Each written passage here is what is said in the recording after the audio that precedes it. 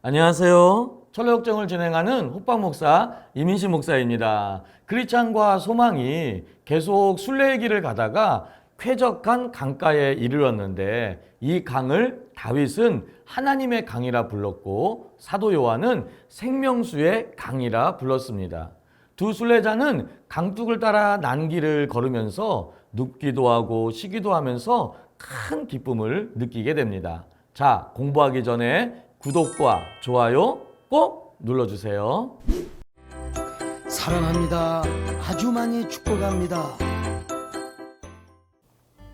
크리스찬과 소망은 묵묵히 순례의 길을 가던 중 쾌적한 강가에 이르게 되었습니다. 다윗은 하나님의 강이라 불렀고 사도 요한은 생명수의 강이라고 불렀던 그곳. 두 사람은 그 강둑길을 걸으며 큰 기쁨과 평안이 넘치고 있음을 느꼈습니다. 시원한 강물을 마시자 몸과 마음이 더욱 상쾌해진 크리스찬과 소망은 새 힘이 솟아났습니다. 강 양편에는 각종 열매를 맺는 푸른 나무들이 즐비하게 서 있었는데 그 나뭇잎사귀들은 아무리 먹어도 탈이 나지 않았고 여행 중 생길 수 있는 각종 질병들도 막아주었습니다.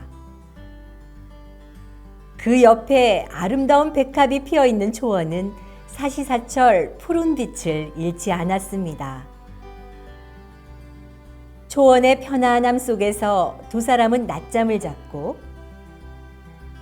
잠에서 깨어나면 다시 나무 열매를 모으고 강물을 마시고 다시 누워 잠을 자는 식으로 며칠을 보낸 후 길을 재촉하며 떠납니다. 생명수의 강에 도착한 크리스찬은 강물을 마셨는데 그 물맛이 너무 시원해서 그들의 지친 영혼에 생동감을 주었습니다. 이 강 양편에는 각종 열매를 맺는 푸른 나무들이 서 있었는데 그 잎사귀들은 배탈을 예방하고 여행으로 인해 걸리기 쉬운 각종 질병들을 막아주므로 그들은 그 잎들을 따서 먹었습니다. 또한 강 양편에는 아름답고 탐스러운 백합화들이 피어있는 초장이 있었는데 그 초장은 사시사철 푸른빛을 잃지 않았습니다. 그들은 이 초장이 안심하고 쉴 수 있는 곳이어서 여기에 누워 잠을 잡니다.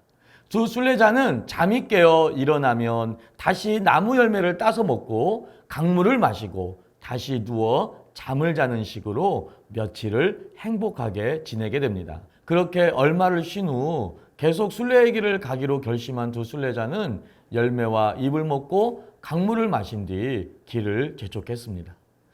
대마의 은광 유혹을 뿌리치고 지나온 크리스찬과 소망이 만난 것은 하나님의 강 또는 생명수의 강이라 불리는 강입니다.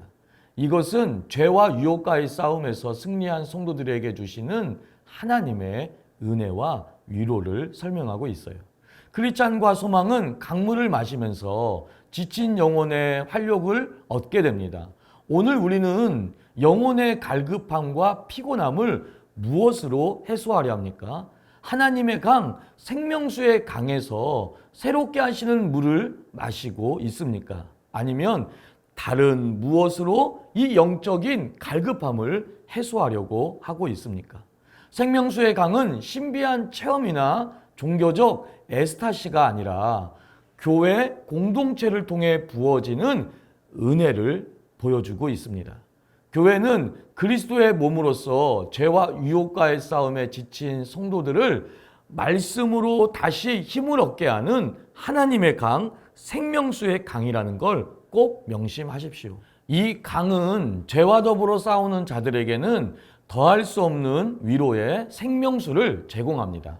오늘 교회 생활을 하는 우리에게 이런 은혜의 감격이 없다면 하나님 주신 사명을 혹시 잃어버리진 않았는지, 정당한 죄와의 싸움을 피하고 있지는 않았는지 돌아볼 필요가 있을 것입니다. 치열한 죄와의 싸움이 있을 때 세상 속의 빛과 소금의 사명으로 하나님 나라 확장을 위해 싸울 때에 주어지는 하나님의 위로와 은혜의 샘물이기 때문에 그런 것입니다. 강가에 있었던 것은 무엇이고 강의 좌우에 있었던 것은 무엇인가요? 바로 각종 열매를 맺는 푸른 나무들이 있었는데 이 잎사귀들은 질병을 예방해주고 열매들은 맛이 있었습니다. 강의 좌우에는 백합화가 만발한 푸른 초장이 있었는데 여기서 크리스찬과 소망은 누워서 잠을 자고 나무의 열매를 맺고 강물을 마시면서 여러 날을 보내게 됩니다. 결국 생명수의 강이라고 불리는 강가에는 각종 나무들과 푸른 초장이 함께 있음을 보게 되는데 이것은 교회만이 우리의 영혼에 진정한 가람을 해결시켜주는 모든 하나님의 은혜가 예비되어 있는 곳이라는 것을 보여주기 위함인 것입니다. 언제나 세상에 속해 죄와 유혹의 싸움에서 지친 우리 믿음의 순례자들은 교회에 와서 말씀과 기도와 찬양으로 생명수 강의 강물을 마시고 푸른 나무의 열매와 잎사귀를 먹고 마셔야 한다는 것입니다. 그래야 영혼의 질병이 예방되고 영혼의 활력이 유지되는 것입니다. 교회가 바로 이런 은혜의 공동체인 것입니다. 푸른 초장에서 순례자들이 며칠을 보낸 것은 무엇을 의미하냐면 영적으로 세상과 싸워 이길 힘을 충전받기 위해 교회에서의 말씀 집중 훈련과 은혜 받음이 필요하다는 것을 보여주고 있는 것입니다. 이것은 믿음의 순례의 길을 지책해 만들미 아니라 오히려 더 믿음의 길을 잘 가게 하기 위한 영적 충전과 공급이 되기 때문에 그런 것이에요. 교회가 특별 새벽 기도회나 수련회, 부흥회로 모이는 이유도 바로 이런 은혜로 충전받아야 순례의 길을 힘있게 싸워 나갈 수 있기 때문에 그런 것입니다. 사랑하는 성도님들, 코로나 팬데믹이 길어지면서 현장 예배로 모이는 것이 어려워지고 그래서 이제는 온라인으로 예배 드리는 것이 나도 모르는 사이에 익숙해져 있진 않습니까? 복음 전도 사명은 점점 희미해져 가고 세상 속에 속해 사는 것이 익숙해져 가고 있진 않습니까? 오늘 강의를 꼭 명심하시기를 부탁드립니다. 세상은 그 무엇도 우리의 이 가난 심령을 절대 만족시켜 줄 수 없습니다. 오직 생명수 강이 흘러넘치는 교회에서만 우리 성도들은 진정한 영적 만족과 영적 충전을 공급받는다는 것을 꼭 명심하시고 코로나가 빨리 종식되어 현장 예배가 빨리 회복되도록 기도하고 기도해야 할 것입니다. 다음 시간을 기대해 주세요. 감사합니다.